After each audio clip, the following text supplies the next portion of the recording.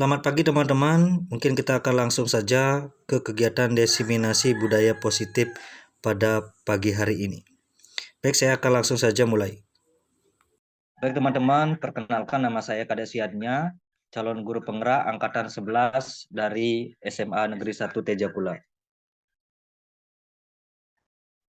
Nah teman-teman semuanya, kali ini saya akan membagikan sedikit atau sharing tentang budaya positif, yaitu diseminasi pemahaman dan penerapan budaya positif di satuan pendidikan. Selamat datang para guru hebat dan teman-teman semuanya. Mari belajar bersama, berkolaborasi, saling mendukung demi mewujudkan disiplin positif di sekolah kita tercinta. Nah, Bapak Ibu guru semuanya, saya akan menjelaskan sedikit tentang budaya positif. Sekolah diibaratkan sebagai tanah tempat bercocok tanam, sehingga guru harus mengusahakan sekolah jadi lingkungan yang menyenangkan, menjaga, dan melindungi murid dari hal-hal yang tidak baik. Dengan demikian, karakter murid tumbuh dengan baik. Sebagai contoh, murid yang tadinya malas menjadi sangat bersemangat. Bukan kebalikannya, murid akan mampu menerima dan menyerap suatu pembelajaran bila lingkungan di sekelilingnya terasa aman dan nyaman. Selama seseorang merasakan tekanan-tekanan dari lingkungannya, maka proses pembelajaran akan sulit terjadi. Dengan demikian, salah satu tanggung jawab seorang guru adalah bagaimana menciptakan suatu lingkungan positif yang terdiri dari warga sekolah yang saling mendukung, saling belajar, saling bekerja sama, sehingga tercipta kebiasaan baik dari kebiasaan-kebiasaan baik yang akan tumbuh menjadi karakter-karakter baik dari warga sekolah itu sendiri. Dan pada akhirnya, karakter-karakter dari kebiasaan baik ini akan membentuk sebuah budaya positif. Nah, pada kesempatan kali ini teman-teman semuanya, saya akan membahas budaya positif yang terdiri dari 9 bagian. Yang pertama, itu adalah perubahan paradigma stimulus respon menjadi kontrol. Yang kedua, tentang disiplin positif. Yang ketiga, nilai-nilai kebajikan. Yang keempat, motivasi perilaku manusia. Yang kelima, hukuman dan penghargaan. Yang keenam, kebutuhan dasar manusia. Yang ketujuh, keyakinan kelas. Yang kedelapan, 5 posisi kontrol. Dan yang terakhir yaitu tentang segitiga restitusi. Nah, teman-teman semuanya, mungkin teman-teman pernah melakukan switch dengan teman-temannya ketika kalian kecil atau ketika kalian mempraktekkan pembelajaran di kelas. Mungkin kalian pernah melakukan selama 30 detik karena di sini kita tidak bisa langsung mempraktekannya. Tapi saya yakin teman-teman pernah melakukan switch seperti ini. Tapi yang ingin saya bahas itu bukan tentang switch siapa yang menang, siapa yang kalah. Tapi ada beberapa hal di balik switch itu sendiri. Yang pertama, apakah Anda atau B membuka kepalan tangan Anda? Mengapa? Apakah alasan Anda atau B membuka kepalan tangan Anda? Misalkan Anda itu adalah bagian dari A dan rekan Anda adalah bagian dari B. Nah, dari kegiatan yang switch yang kalian lakukan ini, yang kedua itu dalam kegiatan ini, sesungguhnya siapa yang memegang kendali atau kontrol untuk membuka atau menutup kepalan tangan Anda. Itu yang akan kita bahas sampai di akhir nanti tentang posisi kontrol dan lain sebagainya. Nah, untuk menjawab dan memaknai apa tentang arti switch ini, kita akan membahasnya di materi selanjutnya. Nah, tentang miskonsepsi tentang kontrol menurut Dr. William Glasser. Yang pertama itu adalah ilusi guru mengontrol murid. Yang kedua, ilusi bahwa semua penguatan positif, efektif, dan bermanfaat. Yang ketiga, ilusi bahwa kritik dan membuat orang merasa bersalah dapat menguatkan karakter. Dan yang keempat yaitu ilusi bahwa orang dewasa memiliki hak untuk memaksa. Itu yang semuanya dari keempat miskonsepsi ini sering kita tanamkan kepada anak-anak di sekolah. Nah, yang kita bahas yang pertama, seperti yang tadi saya bilang tentang budaya positif adalah perubahan dari paradigma stimulus respon menjadi pendekatan teori kontrol dari Stephen R. Covey yang menyatakan bahwa bila kita ingin membuat kemajuan perlahan sedikit demi sedikit, ubahlah sikap atau perilaku Anda. Namun, bila kita ingin memperbaiki cara-cara utama kita, maka kita perlu mengubah kerangka acuan kita. Ubahlah bagaimana Anda melihat dunia, bagaimana Anda berpikir tentang manusia, ubahlah paradigma Anda, skema, pemahaman, dan penjelasan aspek-aspek tentang realitas. Di sini ada contoh tentang stimulus respon dan teori kontrolnya. Yang pertama, dari realitas kebutuhan kita, teori kontrolnya yaitu tentang realitas kebutuhan kita berbeda. Maksudnya adalah kita menganggap bahwa kebutuhan kita sama. Padahal kebutuhan kita sebenarnya adalah berbeda-beda antara manusia satu dengan manusia yang lainnya. Yang kedua, stimulus responnya adalah berupa semua orang melihat hal yang sama. Padahal dalam teori kontrol dikatakan bahwa setiap orang memiliki gambaran yang berbeda, pandangan yang berbeda dari masing-masing orang-orang itu sendiri. Yang ketiga, kita mencoba mengubah orang agar berpandangan sama dengan kita. Padahal dalam kenyataan atau teori kontrolnya bahwa kita berusaha memahami pandangan orang lain tentang dunia. Selanjutnya ada perilaku buruk dilihat dari suatu kesalahan. Dalam teori kontrol itu disebutkan bahwa semua perilaku memiliki tujuan. Selanjutnya, orang lain bisa mengontrol saya. Tapi dalam teori kontrol dinyatakan bahwa hanya Anda yang bisa mengontrol diri Anda. Selanjutnya, saya bisa mengontrol orang lain. Dalam teori kontrol dinyatakan bahwa Anda tidak bisa mengontrol orang lain. Selanjutnya, pemaksaan ada pada saat bujukan gagal. Tapi dalam teori kontrol dinyatakan bahwa kolaborasi dan konsensus menciptakan pilihan-pilihan baru. Dan yang terakhir ya adalah model berpikir menang atau kalah. Tapi dalam teori kontrol disebutkan bahwa model berpikir menang, menang, dan menang. Seperti itu. Nah, yang kedua yang kita bahas adalah tentang disiplin positif. Apa sih disiplin? Mungkin teman-teman semuanya pernah mendengar atau sering menyatakan kepada siswa atau peserta didik, kalian itu harus disiplin. Tapi kita juga harus memahami apa itu disiplin. Kebanyakan orang akan menghubungkan kata disiplin dengan tata tertib, teratur, dan kepatuhan pada peraturan. Kata disiplin juga sering dihubungkan dengan hukuman. Padahal itu sungguh berbeda. Karena belajar tentang disiplin positif tidak harus dengan memberikan hukuman. Justru itu adalah salah satu alternatif terakhir dan kalau perlu tidak digunakan sama sekali. Dalam budaya kita, kata disiplin dimaknai menjadi suatu yang dilakukan seseorang pada orang lain untuk dapat kepatuhan. Kita cenderung menghubungkan kata disiplin dengan ketidaknyamanan. Di sini ada dua orang yang menyatakan tentang disiplin. Yang pertama itu adalah Ki Hajar Dewantara. Di mana ada kemerdekaan, di situ harus ada disiplin yang kuat. Sungguh pun disiplin itu bersifat self-disiplin, yaitu kita sendiri yang mewajibkan kita dengan sekeras-kerasnya, tetapi itu sama saja, sebab jikalau kita tidak cakap melakukan self-disiplin, wajiblah penguasa lain mendisiplinkan kita. Dan peraturan demikian itulah yang harus ada dalam suasana merdeka. Ini diambil dari Ki Hajar Dewantara dalam bukunya Pemikiran Konsepsi Keteladanan Sikap Merdeka tahun 2013.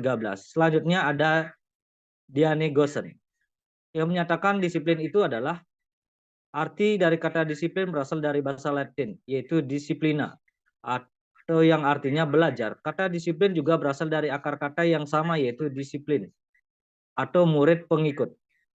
Untuk menjadi seorang murid atau pengikut, seseorang harus paham betul alasan mengapa mereka mengikuti suatu aliran atau ajaran tertentu. Sehingga motivasi yang terbangun adalah motivasi intrinsik, bukan motivasi ekstrinsik.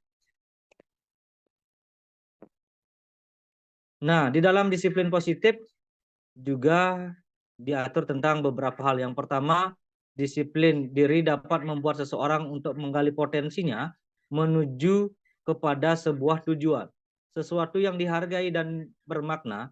Dengan kata lain, disiplin diri juga mempelajari bagaimana cara kita mengontrol diri dan bagaimana menguasai diri untuk memilih tindakan yang mengacu pada nilai-nilai yang kita hargai. Seseorang yang memiliki disiplin, maksudnya adalah seseorang yang memiliki disiplin diri, berarti mereka bisa bertanggung jawab terhadap apa yang dilakukannya, karena mereka berdasarkan atau mendasarkan tindakannya pada nilai-nilai kebajikan universal. Sebagai pendidik, tujuan kita adalah menciptakan anak-anak yang memiliki disiplin diri, sehingga mereka bisa berperilaku dengan mengacu pada nilai-nilai kebajikan universal dan memiliki motivasi intrinsik, bukan ekstrinsik.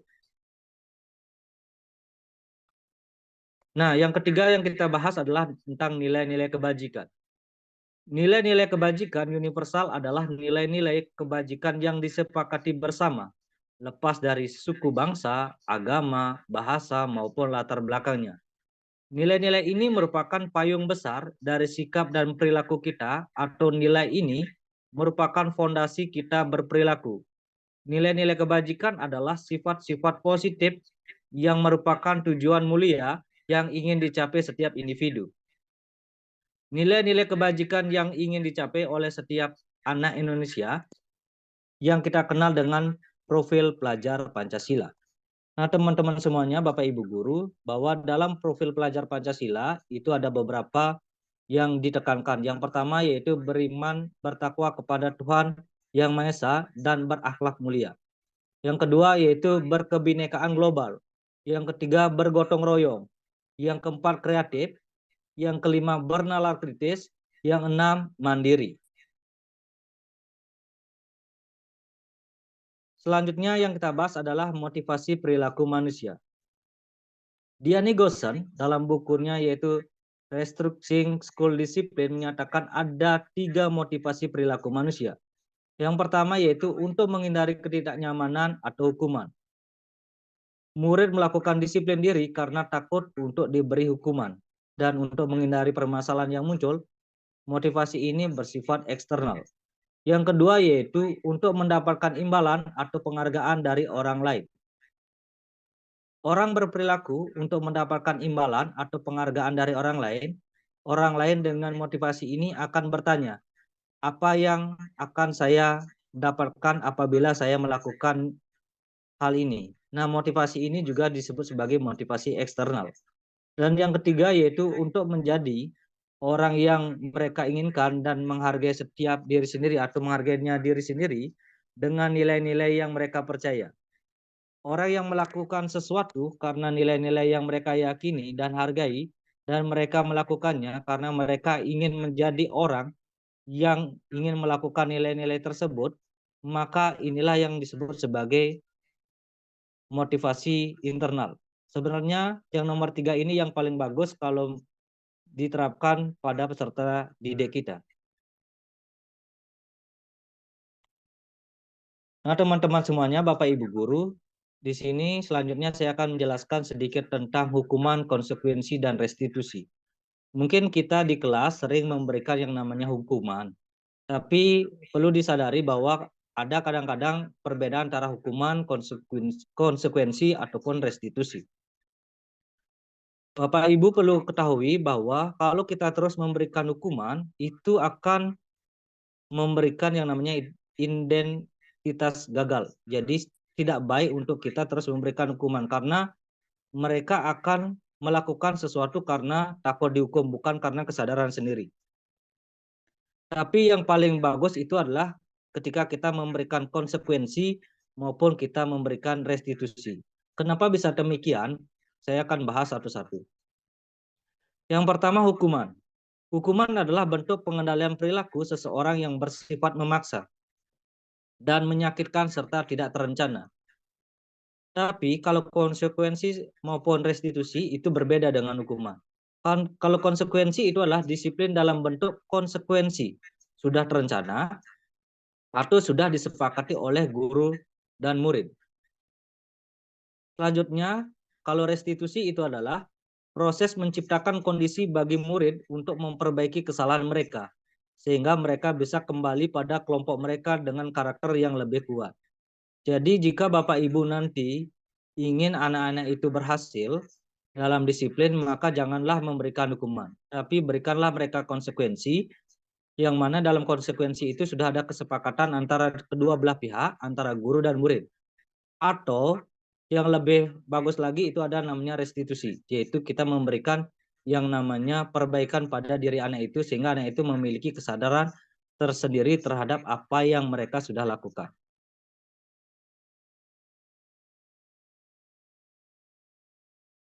Kadang-kadang kita juga melihat Bapak Ibu guru atau saya sendiri sering melakukan atau memberikan penghargaan. Ternyata kalau kita memberikan penghargaan itu juga tidaklah bagus Bapak Ibu guru. Kenapa demikian? Mari saya akan jelaskan sekarang. Saat kita berulang kali menjanjikan hadiah kepada anak-anak agar berperilaku bertanggung jawab atau kepada murid agar mempelajari sesuatu yang baru atau kepada seorang karyawan agar melakukan pekerjaan yang berkualitas, kita sedang berasumsi tidak dapat melakukannya atau mereka tidak akan memilih untuk melakukannya. Ini disampaikan oleh Alfikon. Nah, apa sih pengaruh dari penghargaan itu? Pengaruh jangka pendek dan jangka panjang. Ternyata penghargaan itu tidak efektif Bapak Ibu guru. Kenapa demikian? Karena penghargaan dapat merusak hubungan satu dengan yang lain. Yang kedua, penghargaan juga dapat mengurangi yang namanya ketepatan.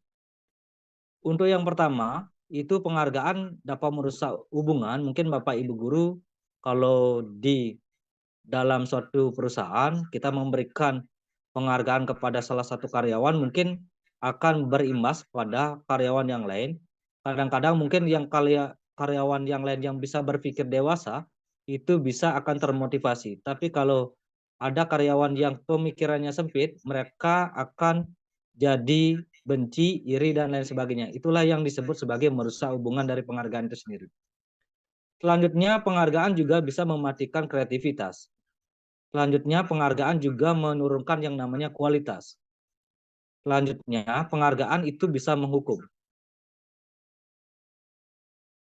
Dan penghargaan itu kadang-kadang tidak bisa muncul karena dalam diri sendiri atau motivasinya karena dalam diri, tapi dari orang lain. Kalau tidak ada penghargaan, kadang-kadang orang itu enggan untuk berusaha dan lain sebagainya. Makanya penghargaan itu kurang tepat kalau kita berikan secara terus-menerus.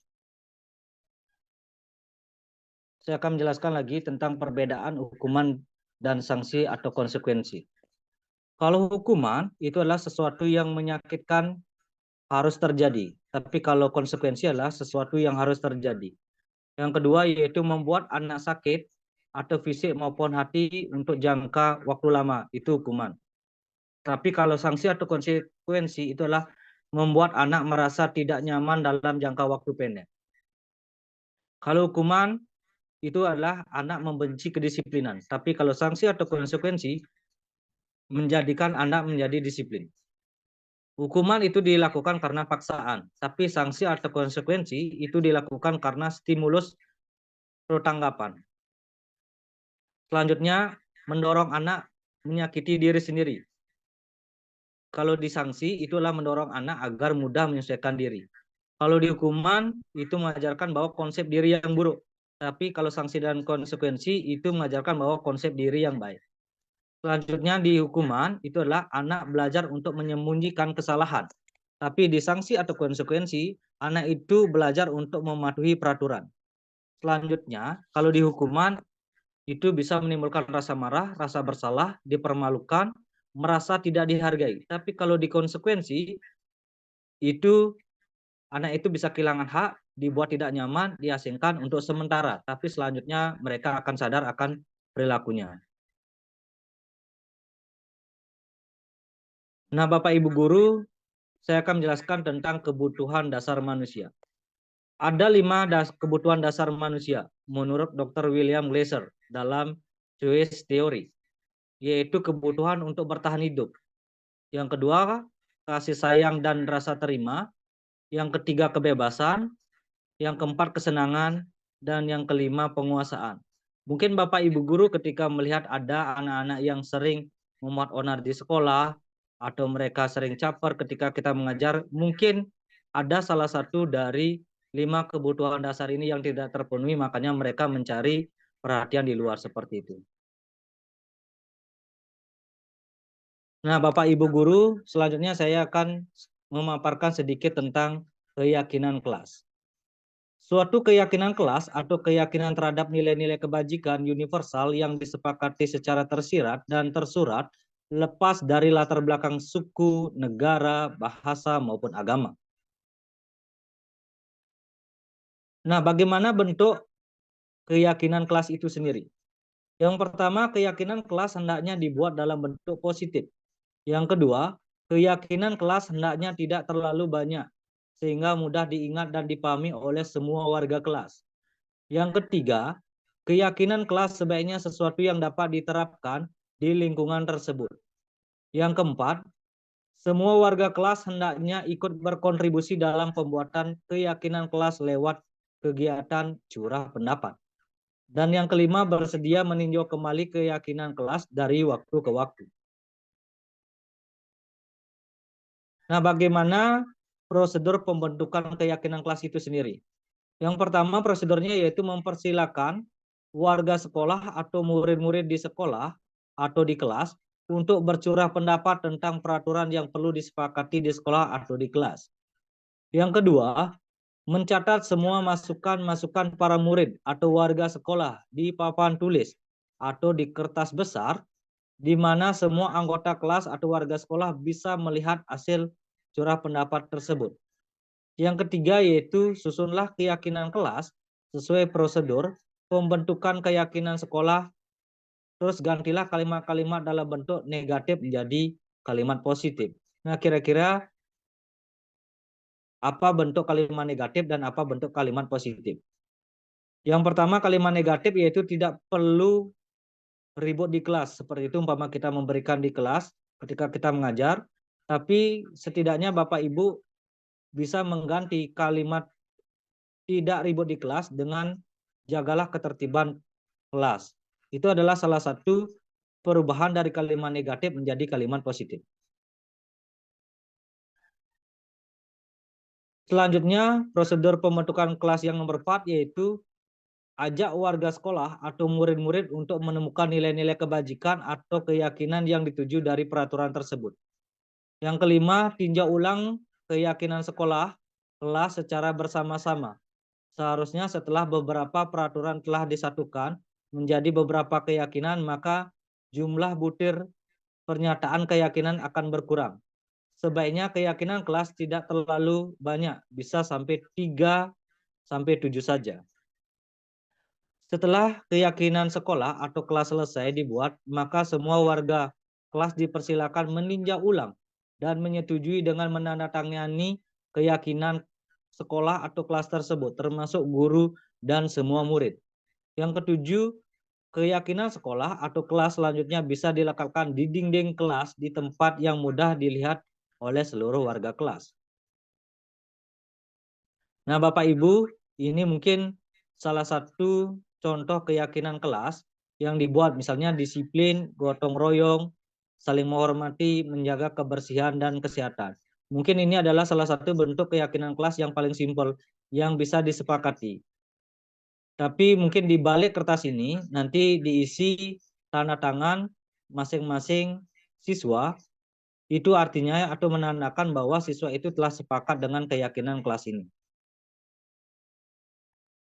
Nah, Bapak Ibu semuanya, di sini ada beberapa pertanyaan tentang peraturan yang ada.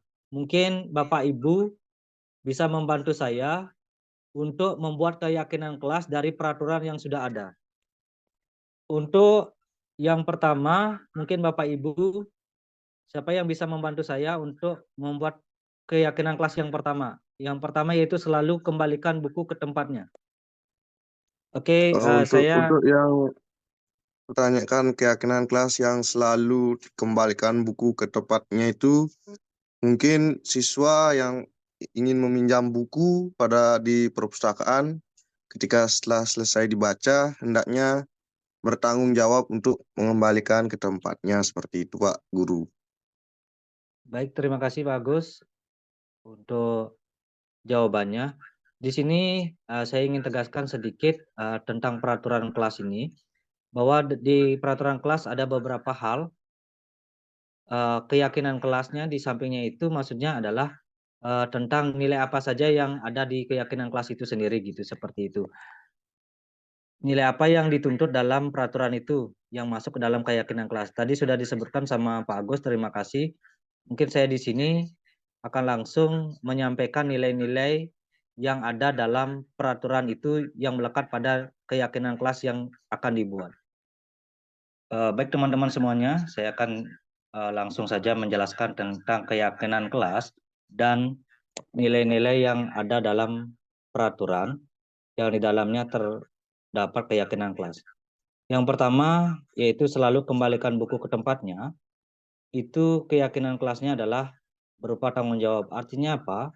Bahwa anak-anak atau peserta didik itu dituntut ketika mereka meminjam buku dan mereka punya kesadaran untuk mengembalikan, itu artinya adalah nilai keyakinan kelas yang kita tanamkan adalah tentang tanggung jawab. Yang kedua yaitu dilarang mengganggu orang lain. Nah, dilarang mengganggu orang lain ini, itu nilainya yang terkandung dalamnya adalah menghormati orang lain. Selanjutnya, hadir 15 menit sebelum pembelajaran dimulai. Keyakinan kelas yang ingin ditanamkan atau nilai yang ingin ditanamkan adalah menghormati orang lain dan berkomitmen. Selanjutnya, tentang peraturannya yaitu dilarang melakukan kekerasan. Nilai atau keyakinan kelas yang ingin dicapai itu adalah keselamatan dan menghormati orang lain.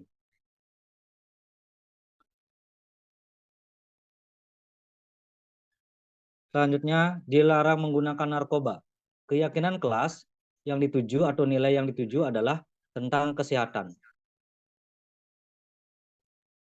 Dan bergantian atau menunggu giliran atau antre, nilai kelas atau nilai keyakinan kelas yang ingin ditanamkan pada anak-anak itu adalah menghormati orang lain dan bersabar. Selanjutnya, menggunakan masker atau gunakan masker. Nilai keyakinan kelas yang ingin diterapkan atau ingin diwujudkan di sana adalah kesehatan dan keselamatan. Selanjutnya, jangan berlari di kelas atau koridor. Biasanya anak-anak sering kalau tidak ada guru, mereka akan berlari-lari bersama teman-temannya bermain. Tapi dengan adanya peraturan, maka nilai kelas atau keyakinan kelas yang ingin diwujudkan itu adalah tentang keselamatan dan keamanan. Nah, Bapak Ibu semuanya, sekarang saya akan menjelaskan tentang 5 posisi kontrol kita sebagai guru. Yang pertama, menurut Dian Nigoson, ada 5 posisi kontrol yang dapat diterapkan oleh guru, yaitu sebagai teman, pemantau, manajer, pembuat rasa bersalah, dan penghukum. Nah, apa sih makna dari kelima posisi kontrol ini? Baik, saya akan jelaskan langsung. Yang pertama, posisi penghukum. Hukuman verbal atau fisik berbicara dengan nada tinggi, menunjuk-nunjuk, menghardik atau membentak itu adalah sikap sebagai posisi penghukum. Nah, salah satu contoh atau kata-kata ketika kita sebagai penghukum itu adalah salah satu, patuhi aturan saya atau awas, nanti kalian akan saya berikan hukuman. Mungkin seperti itu. Yang kedua, kamu selalu saja salah. Yang ketiga, terlambat lagi, pasti terlambat lagi. Selalu datang terlambat, kapan bisa tepat waktu. Nah, itulah kata-kata dari posisi penghukum. Dampaknya dari posisi penghukum ini adalah murid cenderung memberontak, bahkan menjadi pendendam, tidak menyukai guru atau mata pelajaran yang diampu. Yang kedua, posisi pembuat merasa bersalah. Nah, di sini guru akan menyatakan hal-hal yang merasa kesalahan ada pada murid. Suara cenderung lembut, namun kata-kata menyalahkan murid. Salah satu contoh kata yang kita bisa terapkan agar membuat murid itu merasa bersalah adalah, ibu sangat kecewa sekali dengan kamu, atau bapak sangat kecewa sekali dengan kamu. Yang kedua, berapa kali bapak harus memberitahu kamu ya? Yang ketiga, gimana coba kalau orang tua kamu tahu kamu berbuat begini? Nah, dampak dari posisi pembuat merasa bersalah ini adalah murid menganggap dirinya merasa bersalah, identitas gagal, menyimpan emosi negatif tersebut dalam dirinya. Selanjutnya, kita bisa memposisikan diri sebagai teman. Yang pertama, guru berupaya mengontrol murid dengan persuasif. Suara guru akan ramah dan akrab. Yang ketiga, cenderung bersenda gurau untuk menjaga suasana tetap santai dan hangat. Kata-kata yang tepat ketika kita memposisikan diri sebagai teman adalah, ayo, bantulah demi Bapak ya. Yang kedua, ayo, ingat tidak bantuan Bapak selama ini. Yang ketiga, ya sudah, kali ini tidak apa-apa. Nanti Ibu bantu bereskan atau nanti Bapak bantu bereskan. Dampak dari posisi teman atau kita ketika ada masalah kita mengambil posisi sebagai teman, itu adalah murid akan merasa senang dan akrab dengan guru. Yang kedua, murid tergantung pada satu orang. Yang ketiga, murid tidak mandiri. Selanjutnya, posisi pemantau. Guru mengontrol murid menggunakan data peraturan dan konsekuensi. Suara dan ekspresi wajah cenderung datar dan formal. Contoh katanya adalah, peraturannya apa? Apa yang telah kamu lakukan? Sanksi atau konsekuensinya apa? Mungkin itu bisa kata-kata yang bisa kita lakukan sebagai kalau kita berposisi sebagai pemantau. Nah, dampaknya apa? Dampaknya adalah yang pertama, murid memahami konsekuensi yang harus dijalankan karena telah melanggar salah satu peraturan. Yang kedua, murid tidak sebetulnya mandiri.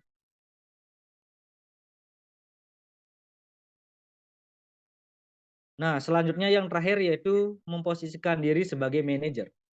Posisi di mana guru berbuat sesuatu bersama dengan murid, mempersilahkan murid mempertanggungjawabkan perilakunya, mendukung murid agar dapat menemukan solusi atas permasalahannya sendiri.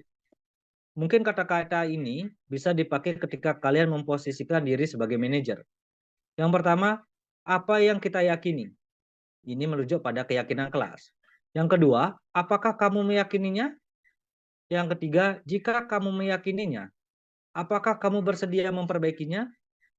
Yang nomor 4, jika kamu memperbaiki ini, hal ini menunjukkan apa tentang dirimu. Yang terakhir, apa rencana kamu untuk memperbaiki hal ini? Nah, dampak dari posisi manajer yang kita ambil ketika siswa mendapatkan masalah, itu adalah murid menjadi mandiri. Yang kedua, percaya diri dan dapat memecahkan masalah.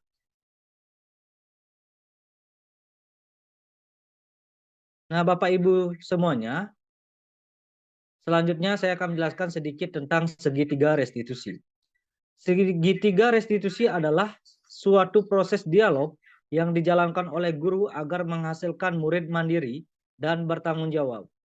Proses dialog ini terdiri dari 3 langkah yang digambarkan pada ketiga sisi pada segitiga restitusi. Yang pertama mungkin bisa lihat, yang pertama yaitu menanyakan keyakinan, yang kedua menstabilkan identitas, yang ketiga yaitu validasi tindakan yang salah. Yang pertama, menstabilkan identitas. Setiap orang pasti pernah melakukan kesalahan. Kamu bukan satu-satunya yang pernah melakukan ini. Itu adalah bentuk-bentuk penguatan yang bisa kita lakukan atau kita berikan kepada anak didik kita ketika kita menggunakan segitiga restitusi. Yang selanjutnya yaitu validasi tindakan yang salah. Nah, di validasi tindakan yang salah ini, kita bisa memberikan pernyataan yaitu, kamu tentu mempunyai alasan mengapa melakukan hal itu. Yang kedua, adakah cara yang lebih efektif untuk mendapatkan apa yang kamu butuhkan? Yang ketiga yaitu dengan menanyakan keyakinan. Setelah kita memvalidasi, kita menanyakan keyakinan. Pertanyaannya mungkin bisa dengan kata seperti ini. Keyakinan kelas apa yang telah kita sepakati? Kamu ingin menjadi orang seperti apa? Mungkin itu kata-kata yang bisa kita tanyakan kepada siswa ketika kita menerapkan segitiga restitusi. Nah, Bapak Ibu semuanya, di sini mungkin saya akan lebih mempertegas lagi tentang 3 tahapan dari segitiga restitusi. Yang pertama yaitu tentang menstabilkan identitas. Bagian dasar dari segitiga restitusi ini bertujuan untuk mengubah identitas anak dari orang yang gagal karena melakukan kesalahan menjadi orang yang sukses. Anak yang melanggar peraturan karena sedang mencari perhatian adalah anak yang sedang mengalami kegagalan. Dia mencoba untuk memenuhi kebutuhan dasarnya, namun ada benturan. Kalau kita mengkritik dia, maka kita akan tetap membuatnya dalam posisi gagal. Yang kedua yaitu validasi tindakan yang salah. Setiap tindakan kita lakukan dengan sesuatu tujuan yaitu memenuhi kebutuhan dasar, kalau kita memenuhi atau memahami kebutuhan dasar, apa yang mendasari sebuah tindakan, kita akan bisa menemukan cara paling efektif untuk memenuhi kebutuhan tersebut. Dan yang ketiga yaitu tentang menanyakan keyakinan. Teori kontrol menyatakan bahwa kita pada dasarnya termotivasi secara internal. Ketika identitas sukses telah tercapai di langkah pertama dan tingkah laku yang salah telah divalidasi di langkah kedua, maka anak akan siap untuk dihubungkan dengan nilai-nilai yang dia percaya dan berpindah menjadi orang yang dia inginkan. Nah, Bapak Ibu Guru, ini adalah salah satu praktek penerapan segitiga restitusi yang saya lakukan di sekolah. Dengan kasus yang pertama yaitu ada siswa yang mencontek. Dan siswa ini mencontek kepada temannya, sehingga saya akan memberikan pada waktu itu memberikan penerapan dengan menggunakan segitiga restitusi. Yang kedua, ini adalah kasus yang kedua yang saya lakukan pada salah satu siswa ketika siswa itu terlambat masuk ke sekolah. Dengan menerapkan segitiga restitusi dan mereka akhirnya bisa sadar bahwa apa yang mereka lakukan itu adalah salah. Nah, Bapak Ibu Guru semuanya, di sini saya akan menyimpulkan tentang budaya positif.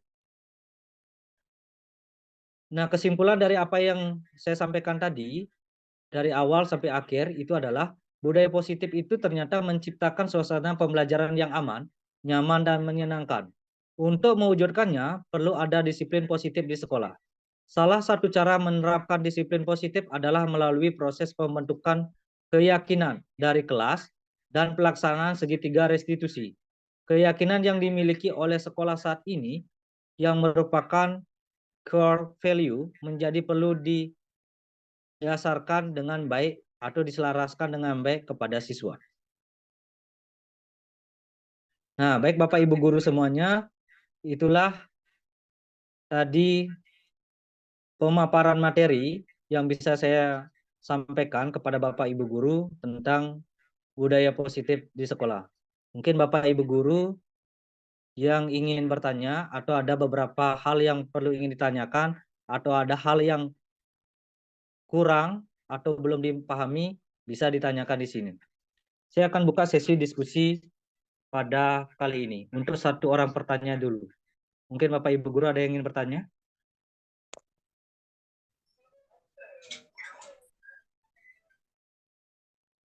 Pak Agus? Ya, baik. Baik, silakan Pak Agus. Terkait dengan adanya budaya disiplin positif yang sudah tadi dipaparkan oleh Pak Kadek Suyatnya, sangat menarik sekali ya.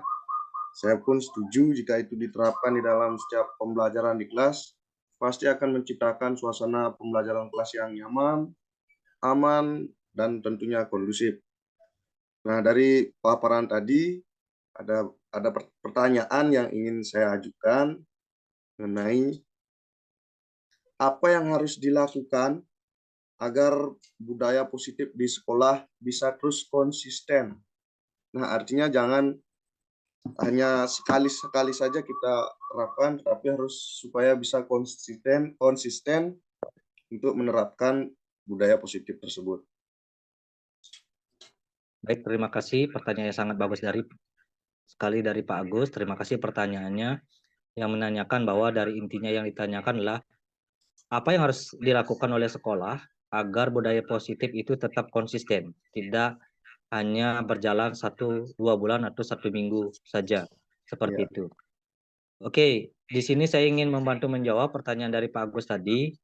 Yang bisa kita lakukan agar budaya positif itu tetap berjalan atau bisa berjalan secara konsisten, pertama, seperti yang saya tadi sampaikan, kita akan harus membuat keyakinan kelas secara bersama-sama dulu.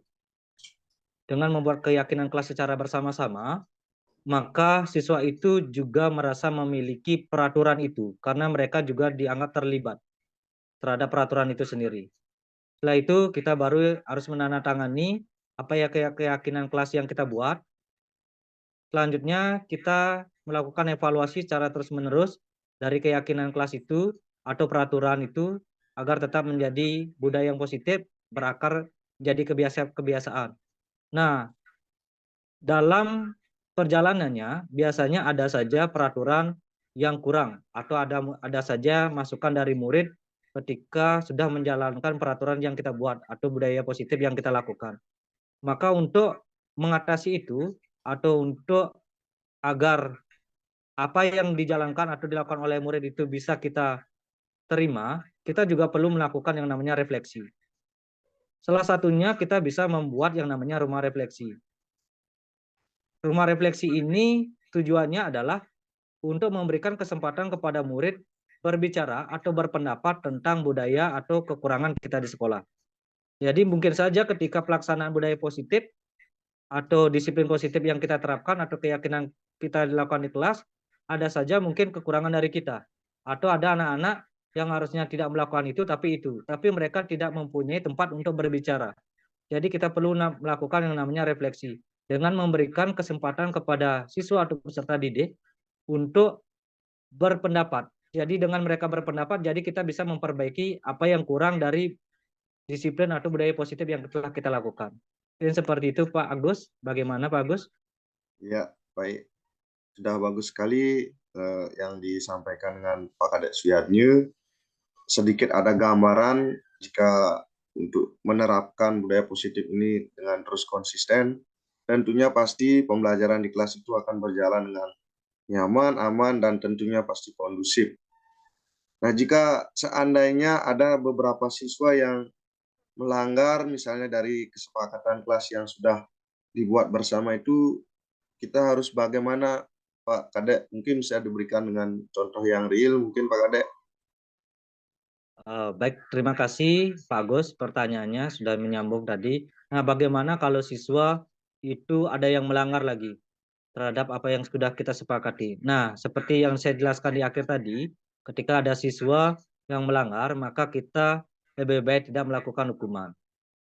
Kenapa demikian? Karena hukuman itu kadang-kadang datangnya dari luar, eksternal. Tapi kalau tidak ada hukuman, kita tidak memberikan hukuman, mereka pasti akan berbuat salah lagi. Yang paling tepat digunakan itu adalah dengan menggunakan pendekatan segitiga restitusi yang tadi. Jadi kita menanyakan dulu, menstabilkan identitas mereka.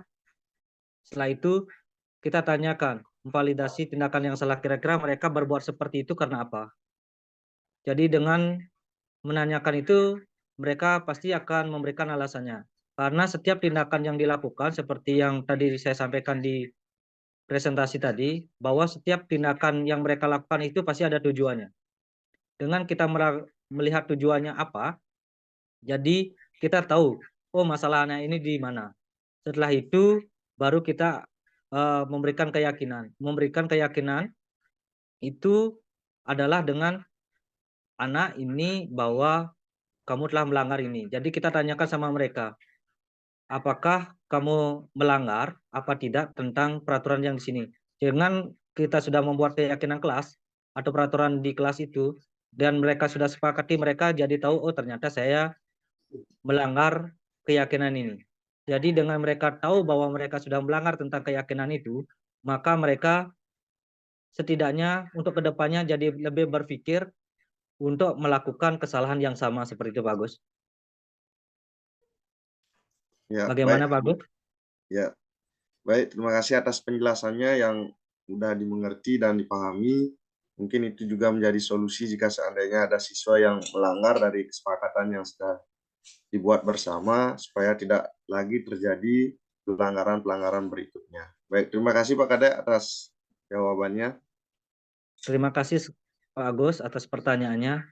Oke, kita lanjut ke Pak Galang. Pak Galang sudah raise hand, silakan Pak Galang. Oke, terima kasih Pak Kade atas waktunya. Mungkin di sini saya akan bertanya terkait dengan bagaimana sih cara mengatasi ketika siswa caper dan berteriak-teriak di kelas. Itu saja. Terima kasih. Baik, terima kasih Pak Galang, pertanyaan yang sangat bagus sekali. Nah, kita juga sering lihat Bapak Ibu guru, mungkin tidak hanya Pak Galang saja, saya sendiri juga sering melihat ada siswa yang teriak-teriak di kelas, atau ada yang caper ketika kita mengajar seperti itu. Nah, apa yang harus kita lakukan atau solusinya apa? Nah, solusi yang bisa kita lakukan, pertama kita harus mengetahui dulu 5 kebutuhan dasar daripada anak itu sendiri. Jadi, mungkin saya akan tampilkan dulu tentang kebutuhan dasar manusia. Karena dari kebutuhan dasar manusia ini,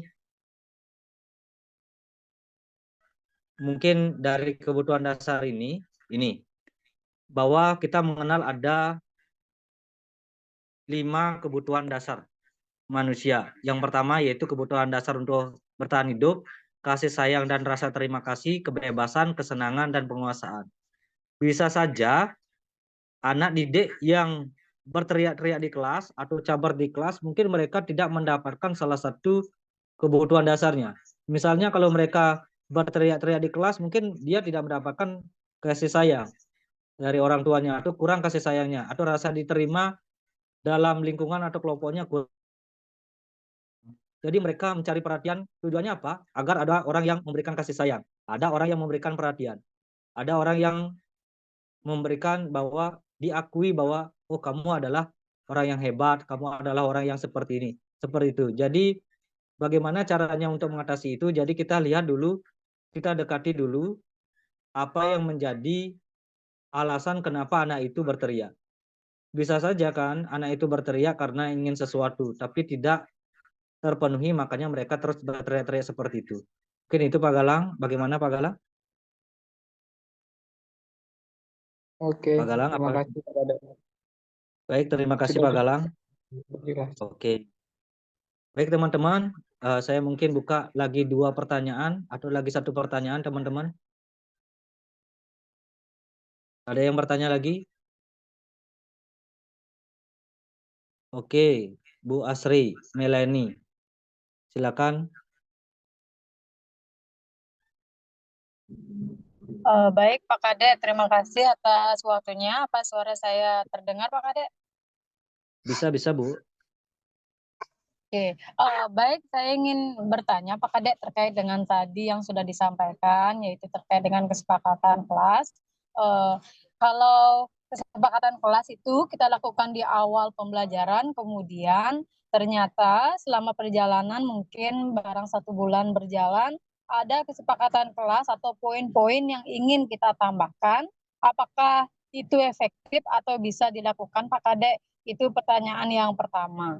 Terus pertanyaan yang kedua, tadi menarik sekali disampaikan terkait dengan perbedaan antara hukuman dan juga konsekuensi. Nah, tadi kebetulan juga ada yang bertanya tadi di awal Bapaknya terkait dengan konsekuensi. Namun di sini saya belum paham betul terkait dengan konsekuensi tersebut, Pak Kade. Nah, apakah ketika siswa tersebut melakukan pelanggaran terhadap sebuah kesepakatan kelas yang sudah kita buat, apakah yang kita lakukan selaku guru itu hanya dengan memvalidasi kesalahan mereka?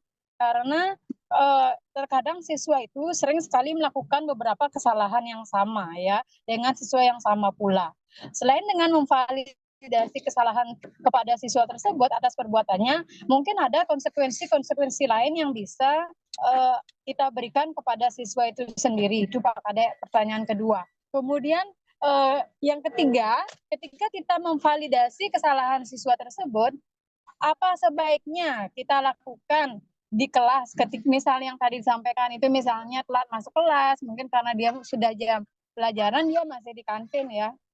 Apakah kita langsung validasi kesalahan mereka ketika mereka masuk kelas, atau kita siapkan waktu berdua dengan siswa tersebut agar bisa berbicara lebih dalam kepada siswa tersebut, karena sepengetahuan saya karakteristik siswa itu kan banyak sekali Pak Kade ya, ada yang sangat sensitif sekali ditegur di depan siswa atau yang lainnya. Mungkin itu saja Pak Kade, terima kasih. Baik, terima kasih Bu Asri, Melani untuk pertanyaannya. Untuk yang nomor 2, mungkin saya bisa konfirmasi dulu. Pertanyaannya adalah tentang apa itu, tentang konsekuensi gitu ya. Nggih Pak Kade, dan juga selain dengan memvalidasi kesalahan siswa, apa yang sebaiknya konsekuensi atau bentuk-bentuk konsekuensi yang lain yang bisa kita terapin. Baik, terima kasih untuk pertanyaannya. Untuk yang pertama, saya akan menjawab pertanyaan dari Bu Mei tentang kalau kita sudah melakukan yang namanya kesepakatan kelas atau keyakinan kelas, terus di pertengahan kita ingin melakukan yang namanya atau ada tambahan. Apa yang harus kita lakukan? Apakah kita boleh melakukan tambahan itu atau bagaimana? Nah, Bapak Ibu guru, kalau memang astaga. Tahu. Tadi dulu Bapak Ibu guru. Tanya waktunya lagi sedikit ini. Mungkin saya bisa percepat aja. Bapak Ibu guru, untuk Ya, di keyakinan kelas yang pertama, yaitu apakah kita bisa melakukan kajian ulang terhadap keyakinan kelas atau kesepakatan kelas ketika di tengah-tengah kita ada lagi ingin memasukkan. Itu bisa sekali. Itu tergantung kesepakatan dari masing-masing kelas. Kalau memang mau kita tambahkan lagi atau kita kurangkan, ternyata keyakinan kelas yang kita buat yang nomor 2 umpama masih usang atau kurang efektif, bisa saja kita hapus. Atau ada yang kita ingin tambahkan, bisa. Itu tergantung dari kesepakatan kita dengan anak-anak itu sendiri. Yang kedua tentang konsekuensi. Nah, apakah konsekuensi itu dalam bentuk validasi? Adakah contoh dari konsekuensi yang lain? Nah, konsekuensi itu adalah sesuatu yang sudah disepakati terhadap siswa dan murid. Nah, untuk konsekuensi di sini yang nomor 2 itu tidak harus tentang memvalidasi kita menanyakan, tapi konsekuensi itu bisa dilakukan berdasarkan mata pelajaran Bapak Ibu, terutama Bu Mei. Konsekuensi itu misalnya kalau Bu Mei mengajar sejarah, bisa kita memberikan konsekuensi yang berhubungan dengan mata pelajaran sejarah. Misalnya mereka harus mencari sejarah Pulau Jawa seperti apa, atau sejarah penjajahan Jepang di Indonesia kalau mereka melakukan yang namanya pelanggaran seperti itu. Jadi konsekuensi itu tidak harus berupa hukuman dan lain sebagainya, atau memberikan yang namanya validasi. Kamu harus salah, kamu apa bentuknya seperti, nggak harus seperti itu. Jadi konsekuensi itu bisa didasarkan kepada masing-masing mata pelajaran seperti itu. Misalnya kalau saya di ekonomi, mereka pas melanggar pas pelajaran saya tentang pelajaran kebutuhan, kita bisa memberikan konsekuensinya adalah mereka harus mencari macam-macam kebutuhan yang dimiliki oleh manusia itu sendiri. Mungkin itu konsekuensinya. Yang nomor 3, ketika ada siswa yang telat datang ke kelas dan mereka itu datangnya ke kelas telat karena datang dari kantin, apakah kita langsung bisa melakukan validasi atau kita memberikan langsung teguran kepada mereka langsung, atau bisa dilakukan nanti? Sebaiknya ketika ada siswa yang seperti itu, yang masih atau sedang melakukan pembelajaran di kelas, tapi ada siswa yang melakukan kesalahan, sebaiknya Bapak Ibu guru itu memberikan teguran itu setelah jam mata pelajaran. Tujuannya apa? Tujuannya agar tidak mengganggu. Pertama, tidak mengganggu pembelajaran. Yang kedua, yaitu agar siswa itu juga tidak menjadi malu di hadapan teman-temannya. Karena kalau mereka malu, itu akan berdampak kurang bagus bagi mereka itu sendiri. Selanjutnya, apakah bisa dilakukan di luar atau setelah jam pembelajaran? Bisa sekali. Itu yang sebenarnya yang paling penting, bahwa ketika kita memberikan hukuman kepada siswa, sebaiknya kita memberikan pendekatan secara restitusi. Seperti yang tadi, yaitu kita mengajak mereka ngobrol berdua, apa yang menjadi alasan kenapa mereka bisa seperti itu. Kenapa mereka bisa melakukan hal itu atau pelanggaran itu. Pasti ada tujuan yang di dalamnya ketika mereka melakukan itu. Jadi dengan kita ngomong berdua, itu akan lebih efektif, dan siswa yang kita ajak atau melanggar itu tidak merasa malu bersama teman-temannya, karena kita tidak berusaha untuk mempermalukan mereka, tapi kita berusaha untuk menyadarkan mereka bahwa tindakan yang mereka lakukan itu adalah salah, seperti itu. Mungkin itu yang bisa saya sampaikan untuk Bu Mei. Bagaimana? Bisa diterima, bisa dipahami?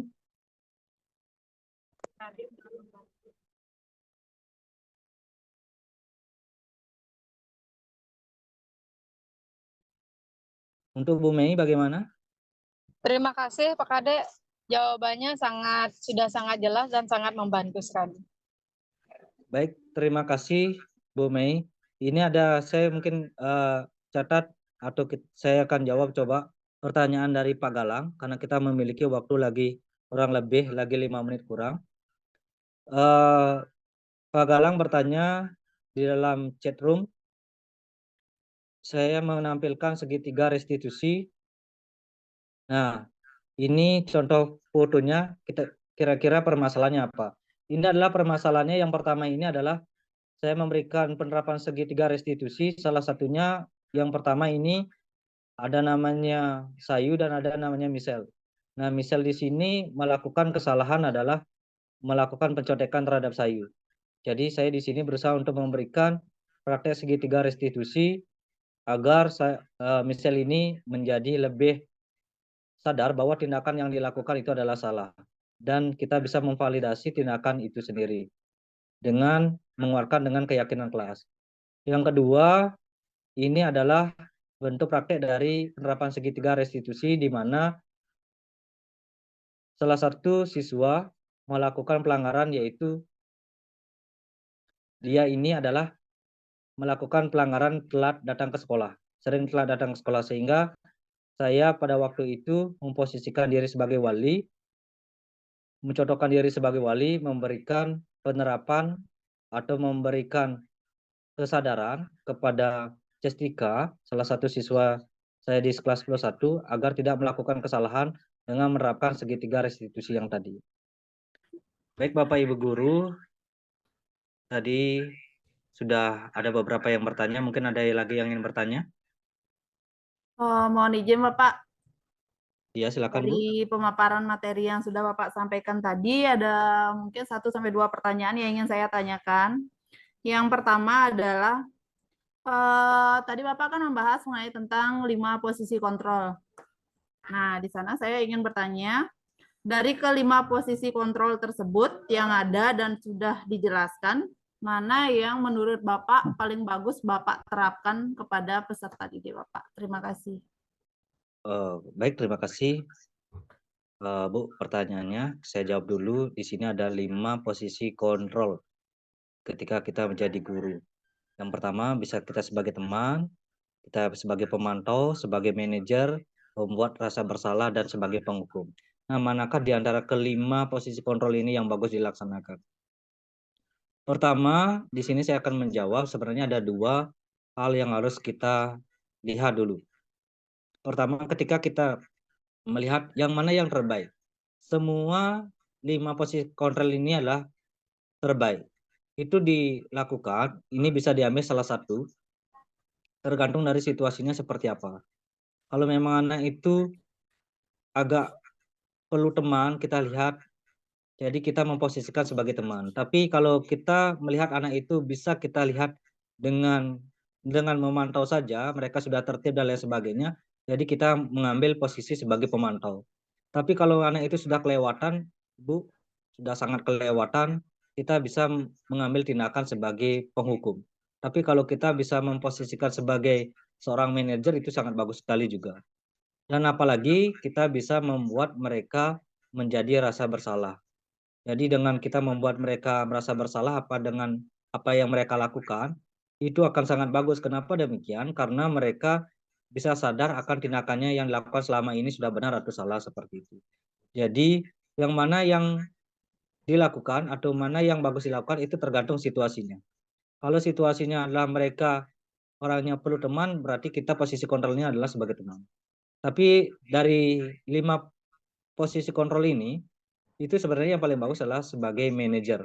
Kenapa demikian? Karena di manajer, saya mungkin tampilkan slide-nya sebentar. Nah, dalam posisi manajer ini, di mana guru dapat berbuat bersama dengan murid, mempersilahkan murid mempertanggungjawabkan perilakunya, mendukung murid agar menemukan solusi atas permasalahan sendiri. Ini artinya apa? Artinya bahwa kita sama-sama dengan murid itu ada kesepakatan, ada deal, dan siswa itu menjadi bertanggung jawab atas apa kesalahannya.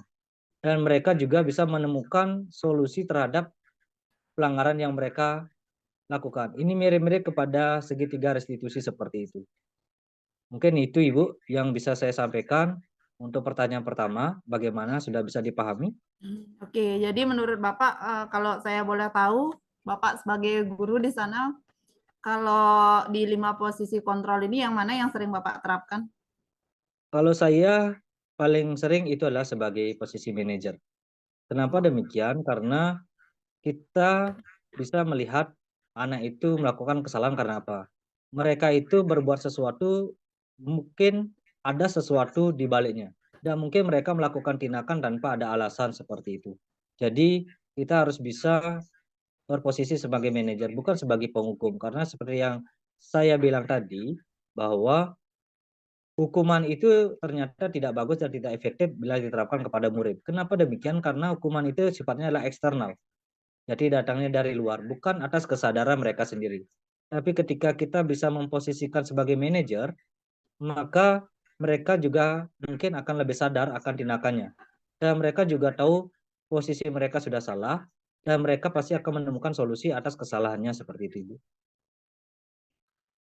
Ada lagi? Ada satu lagi Pak pertanyaan dari saya. Baik, silakan. Nah, sekarang kan seperti yang kita ketahui sebagai guru ya Pak ya, sering saya dengar istilah keyakinan kelas akhir-akhir ini ya sedang trending mungkin di kalangan guru. Nah, jika kita sebagai guru itu kita tidak membuat atau tidak menjalankan suatu keyakinan kelas, apakah boleh? Sebenarnya apakah yang akan terjadi jika keyakinan kelas itu kita tidak buat dalam kelas yang kita ampu?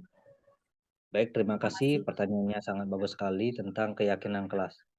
Apakah kita boleh tidak membuat keyakinan kelas di kelas pada saat sekarang ini, apalagi kita menerapkan kurikulum merdeka seperti itu ya. Nah, apakah keyakinan kelas itu boleh dibuat? Saya jelaskan sedikit, Ibu. Keyakinan kelas itu adalah segala sesuatu yang sudah disepakati antara murid dan guru. Seyogianya, Ibu, seyogianya bahwa keyakinan kelas itu harus dibuat. Kenapa? Karena dengan adanya keyakinan kelas, siswa atau peserta didik itu sadar mereka juga menyepakati sesuatu bersama gurunya.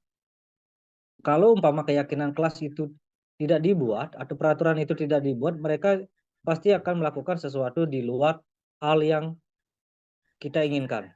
Misalnya mereka itu melanggar, mereka itu datang telat ke kelas mungkin karena ke kantin, mereka ribut di kelas, mereka ketika kita menerangkan, mereka tidak menghiraukan kita, malah mereka bermain. Kenapa? Karena mereka tidak sadar bahwa tidak ada kesepakatan. Mereka tidak merasa bahwa di kelas itu Pernah membuat kesepakatan keyakinan harus, ya, ada keyakinan harus mereka patuhi gitu. Jadi keyakinan kelas itu penting sekali untuk dibuat, dan kalau itu tidak dibuat, itu bisa fatal akibatnya. Fatalnya apa? Fatalnya adalah kita sebagai guru ketika menjelaskan ataupun kita menerangkan sesuatu di kelas, bisa saja siswa itu tidak mendengarkan kita. Apalagi zaman sekarang itu masing-masing sekolah itu kan diberikan kebebasan untuk menerapkan teknologi. Salah satunya itu adalah siswa bisa membawa HP ke sekolah, karena dengan membawa HP mereka bisa belajar dari HP. Kita memberikan ulangan bisa dari HP dan sebagainya. Mereka bisa membaca materi lewat dari HP. Game bisa dari HP.